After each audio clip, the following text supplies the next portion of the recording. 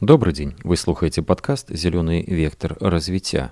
У мінулых выпусках мы гаварылі пра кліматычнае права, адаптацыю, фінансы і суды.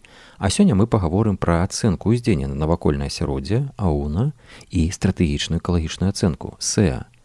І галоўнае пытанне сёння, чаму АУНа і СЭА гэта нефармальнасць, і дзе тут рэальная роля грамадзянскай навукі?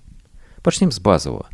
Калі адкінуць канцылярызмы, што такое АУНа і СЭА?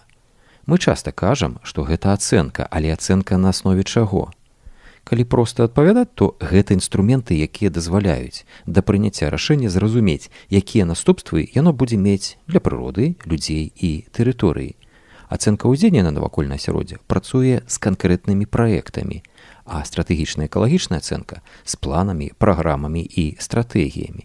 І ключавое слово тут дадзеныя, экалагічныя, сацыяльныя і кліматычныя. І тут важны момант, не ўсе гэтыя дадзеныя збіраюцца толькі экспертамі. Якраз тут пачынаецца грамадзянская навука, назіранне мясцовых жыхароў, пра паводкі, пахі, шум, спёку, зялёныя зоны. Часта даюць больш дакладную карціну, чым кароткія замеры экспертаў. Часта можна пачуць. Ацэнка ўздзеяння на навакольнае асяроддзе ёсць, але нічога не змяніла. Чаму так адбываецца? Гэта адбываецца таму, што без зваротнай сувязі ад грамадства ацэнка становіцца чыста тэхнічнай. Эксперты прыходзяць, замяраюць, але не бачаць штодзённай рэальнасці тэрыторый. І тут грамадзянская навука становіцца не пратэстам, а крыніцай дадзеных. Гэта факты, назіранні, лакальныя веды, і яны могуць быць улічаны як у ацэнкі ўздзеяння на навакольнае асяроддзе, так і ў стратэгічнай экалагічнай ацэнкі праз грамадскае абмеркаванне і заўвагі. На якіх этапах ацэнкі ўздзеяння на навакольнае асяроддзе і СЭА удзел людзей найбольш важны? Перш за ўсё, гэта на этапе вызначэння праблем, што сапраўды хвалюе мясцовую супольнасць. Пры ацэнкі наступстваў, што ўжо адбываецца на тэрыторыі. Пры аналізе альтэрнатыў, якія рашэнні лічацца прымальнымі. Ну і, канешне, пры маніторынгу пасля рэалізацыі. Калі людзі не проста выказваюцца, а сістэмна фіксуюць і перадаюць інфармацыю, гэта ўжо класічная грамадзянская навука. Нават у межах існуючага заканадаўства ў Беларусі грамадзяне могуць збіраць лакальныя назіранні, удзельнічаць у абмеркаваннях, задаваць канкрэтныя пытанні да справаздач і прапановваць меры маніторынгу. Такім чынам, ацэнка ўздзеяння на навакольнае асяроддзе і стратэгічная экалагічная ацэнка становіцца пунктам уваходу ў грамадзянскую навуку. Гэта юрыдычна замацаваны канал, дзе грамадзянскія дадзеныя могуць уплываць на рашэнні. Часта можна пачуць, ацэнку ўздзеяння на навакольнае асяроддзе правялі, але нічога не змянілася. Чаму так адбываецца? Таму што без удзелу людзей ацэнка становіцца чыста тэхнічнай. Эксперты прыехалі, замерылі, але не ведаюць, што двор затапляе кожны год, шум узмацняецца ўначы, а паветра пагаршаецца ў пэўныя сезоны. Грамадзянская навука становіцца крыніцай дадзеных, якая дапаўняе афіцыйныя ацэнкі. Напрыклад, у адным з беларускіх гарадоў жыхары некалькі гадоў фіксавалі падтапленне пасля ліўняў. Рабілі фота, запісвалі даты, вымяралі ўзровень вады, і гэтыя дадзеныя былі выкарыстаны пры абмеркаванні новай забудовы і прывялі да перагляду праекту ліўневай сістэмы. Вельмі распаўсюджаным кейсам з'яўляецца якасць паветра.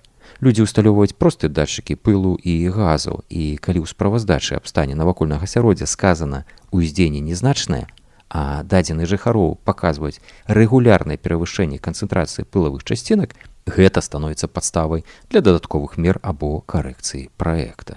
Жыхары таксама могуць фіксаваць інтэнсіўнасць транспарту, узровень шуму вечары і ўначы. І ў выніку некаторых праектах ужо змяняўся графік працы аб'екта і схема руху. Калі гаварыць пра прыродныя тэрыторыі, то мясцовыя жыхары і эколагі фіксуюць месцы гнездавання птушак, рэдкіх відаў, сезонныя змены. Гэта дазваляе змяніць трасіроўку або ўмовы праекта яшчэ на этапе планавання. Часта грамадскае абмеркаванне ўспрымаецца як фармальнасць. Сапраўдным інструментам робяць не проста меркаванне, а назіранні, фота, замеры, дзённікі.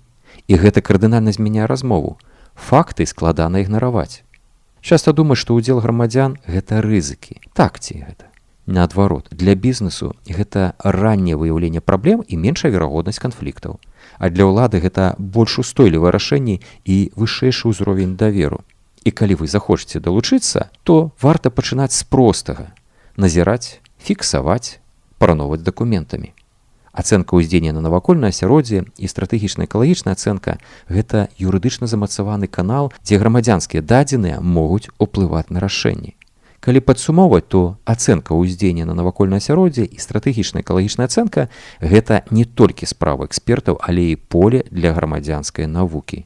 Калі назіранні становяцца сістэмнымі, яны пераўтвараюцца ў аргумент. У наступных выпусках мы пагаворым, як чытаць праекты ацэнкі ўздзеяння на навакольнае асяроддзе, чым ацэнка ўздзеяння на навакольнае асяроддзе адрозніваецца ад стратэгічнай экалагічнай ацэнкі і як не блытаць гэтыя працэдуры. Дзякуй, што слухалі наш падкаст. Не забывайце падпісвацца, пісаць каментары і да сустрэчы.